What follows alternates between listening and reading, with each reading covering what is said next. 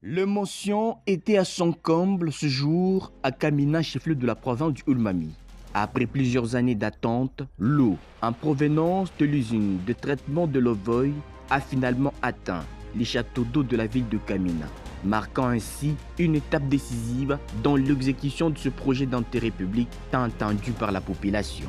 Sur le site, le ministre provincial des infrastructures du Ulmami, Venas Mutombongo Iwashimba, a constaté l'état d'avancement très satisfaisant de travaux dont la phase de construction aborde désormais son dernier virage. Le moment fort de cette descente a été le premier essai technique réussi de la conduite d'eau sur une distance de plus de 5 km reliant l'usine de l'Ovoy au château d'eau de Kamina. Sur le regard émerveillé d'une population qui ne s'attendait plus à voir ces projets se concrétiser aussi rapidement, l'eau a parcouru avec succès toute la canalisation jusqu'au point de stockage.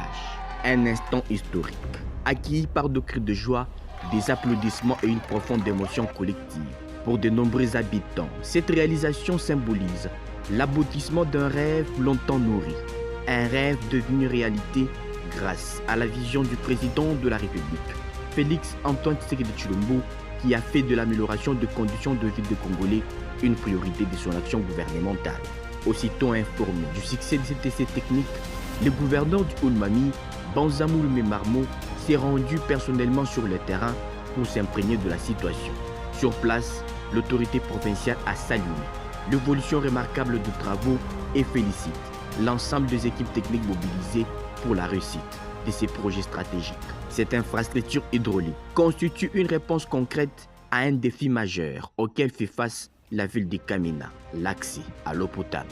Une fois totalement opérationnelle, l'usine de traitement de l'Ovoy sera capable de produire au moins 7000 m3 d'eau par jour, ce qui permettra d'améliorer significativement la desserte en eau potable et renforcer les conditions sanitaires de ménage. Avec cet essai technique concluant, le Ulmami franchit une étape historique vers la modernisation de ses infrastructures de base. Un signal fort qui témoigne de la volonté des autorités nationales et provinciales d'apporter des solutions durables aux préoccupations quotidiennes de la population. Il faut signaler que lors de cette visite, le ministre provincial des infrastructures s'est rendu à la rivière Lovoy, passant par tous les départements techniques de cette grande usine.